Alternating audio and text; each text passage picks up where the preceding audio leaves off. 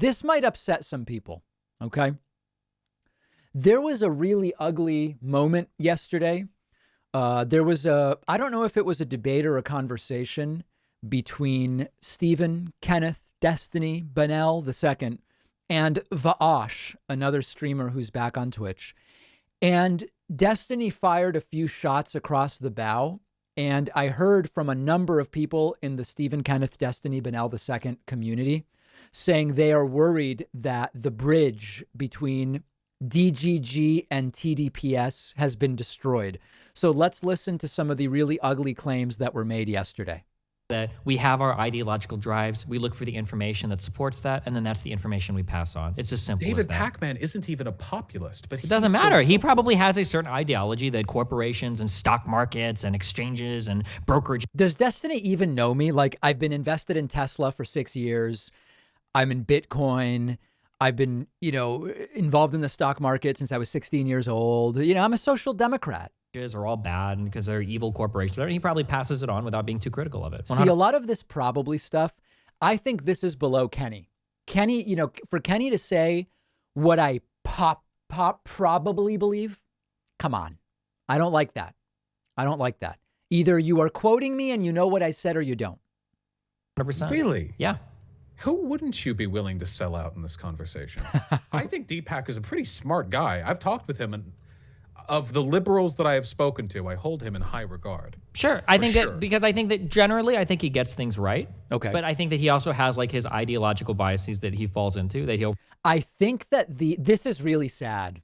This is really sad. I hope that we can repair the bridge because it's sad for me to see this. But listen, here's the thing. I've said before, I don't believe what Robinhood did in stopping trading on GME. I don't believe it was illegal. Okay.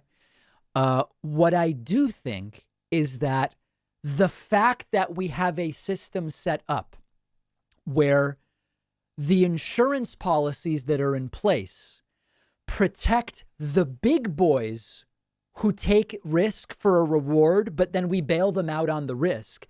That's effectively what's happening. So I get it, right? Like Robinhood has to go through clearance houses for trades. At a certain point, if so many buy orders are coming in, Robinhood is at risk because the trades are happening faster than the clearance houses can fulfill them. Like, I get it. I understand what happened here. But it is fundamentally a system where, Robinhood figured out a way to protect itself, and it just so happens to also help the shorts.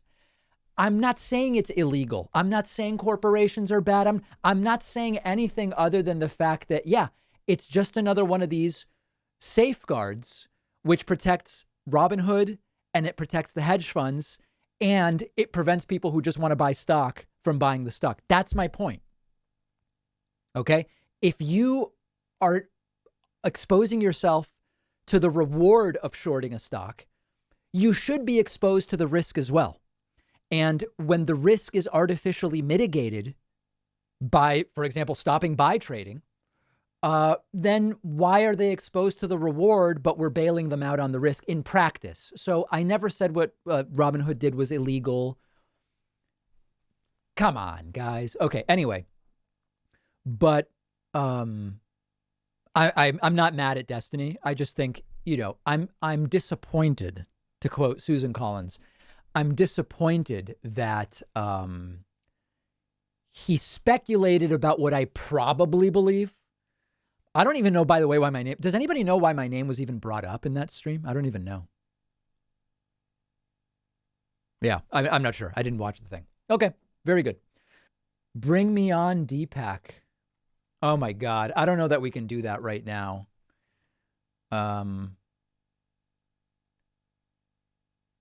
Yeah, but oh boy, maybe in a little bit. I don't want to lose some viewers. Some viewers love it and some people hate it. All right, we'll talk to Stephen briefly in a moment. Let me see if we can do this. Hello, Stephen?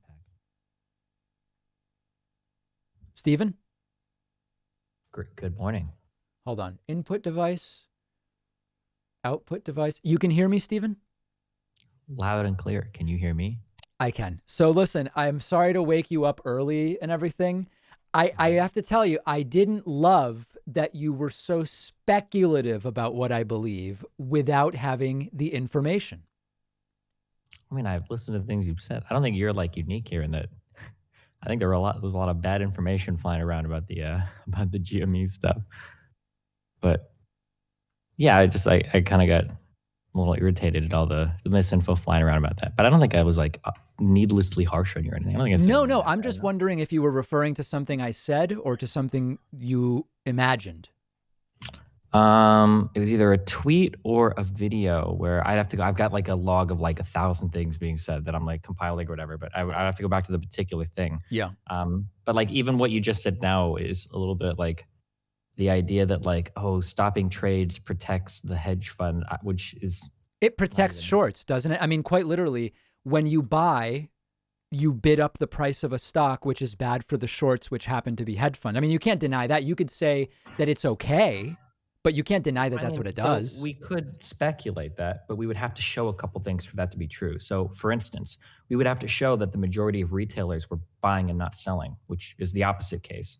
The days leading up to Robinhood actually closing trades, the majority of retailers were actually selling, which would actually Hold on. What hurt do you mean short companies. retailers? You mean clearance houses?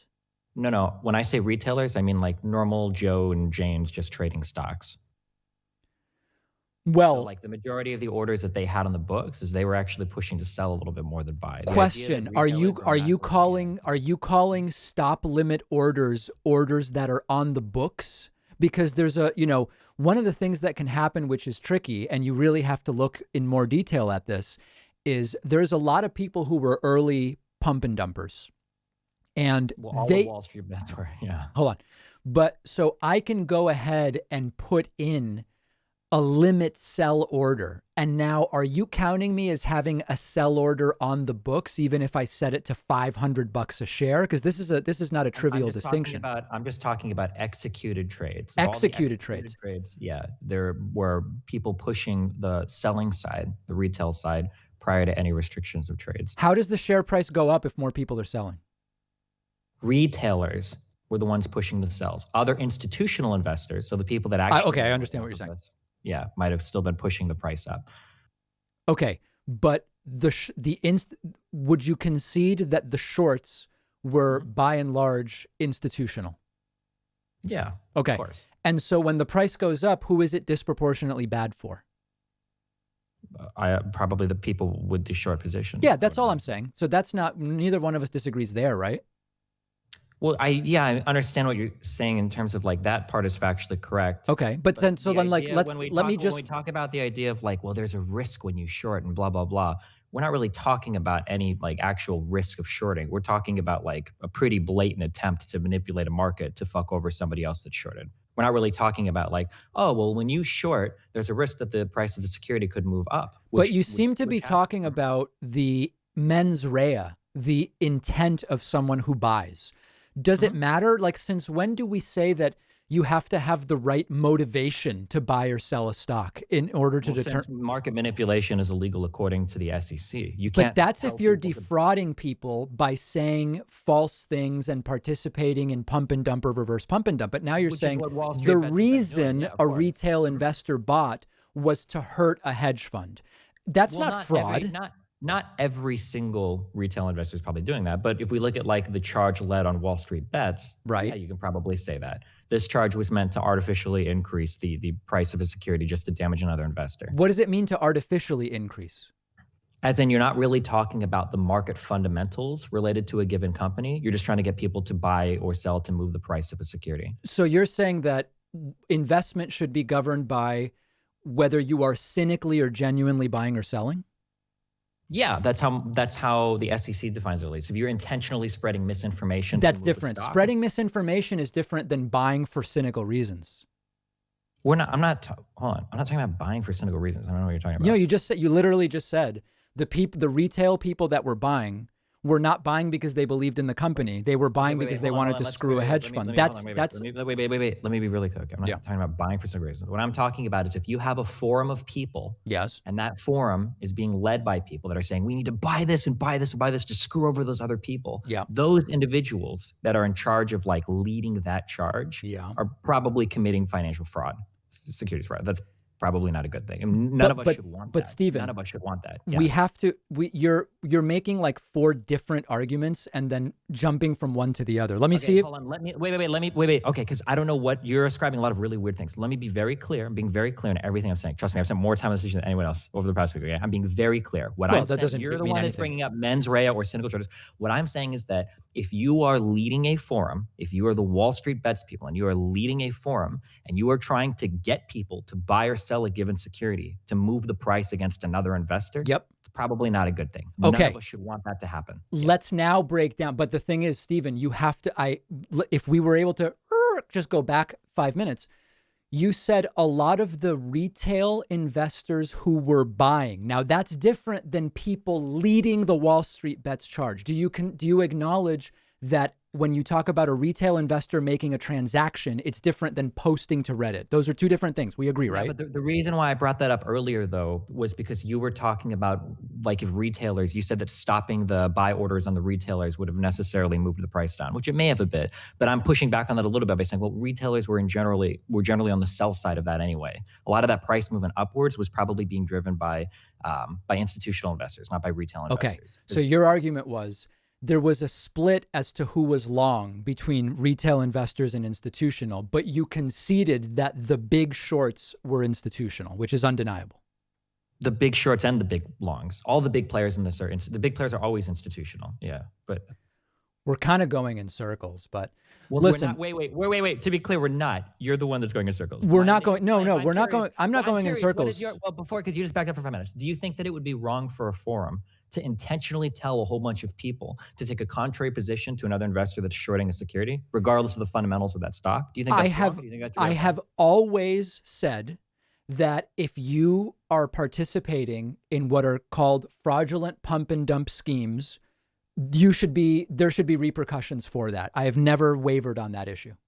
Okay. Then, yeah, I don't think we disagree then. So you would say that the people leading the charge at Wall Street Bets is probably not a bad thing, that there's an investigation related to that. I think that, of course, if we suspect pump and dump, they should be investigated for sure. Okay, then I don't even think we disagree on anything. Oh, all right, good. So we saved the bridge. I hope so. Jeez. Okay. Well, yeah, I mean, I don't know that we actually sorted anything out, but I do think that when you jump between the intentions of people posting versus what someone is thinking when they buy, I do think that one of those is actionable in terms of fraudulent. I don't think a cynical purchase is actionable as fraudulent. Of course not. I don't even know how you would ever begin to even attempt to prove that a purchase. I thought that's what you had said. If I sounded like that, then I either misspoke or you misheard. But you can't discern the mental state of any individual making a trade. Of course. Oh, all right. So we do agree on that. We do agree on that. I would imagine so. Okay, fair. Okay, well, listen, I want to make sure that everything stays cool with you. I think we're okay for now. But you think so? Okay. Do you think that if we were to have lunch again, that we would share items, or we'd have to each get our own dishes? It would depend on how COVID safe I thought the lunch was and how many wives you have with you at the time. But fair. I think we'd probably be okay there. Yeah. All right. Okay, Stephen, we're going to get to this impeachment trial. I know you're probably, in the middle of breakfast now? Something like that, yeah. Yeah. What do you safe, have? have fun. Oatmeal I or? love you. Be careful. Toast? Yeah, oatmeal. Oats and wheats and barley and all the things horses eat, Yeah. You're on a horse diet, basically. Basically, yeah. Cool. All right, my friend. Say hi to Melina. Say hi to everybody for me, okay? All right. Have fun. Be careful. Okay. All right. We'll see you. We're going to be very, very, very, very careful. All right. Stephen Kenneth Destiny Bennell II. Really aggressive conversation there. No, we love Stephen. I think he admitted he didn't actually know what I had said. He didn't know what I had said, which is fine. Remember to hit that like and subscribe, and don't forget the notification bell so that my videos show up right in your feed. George Soros is my daddy.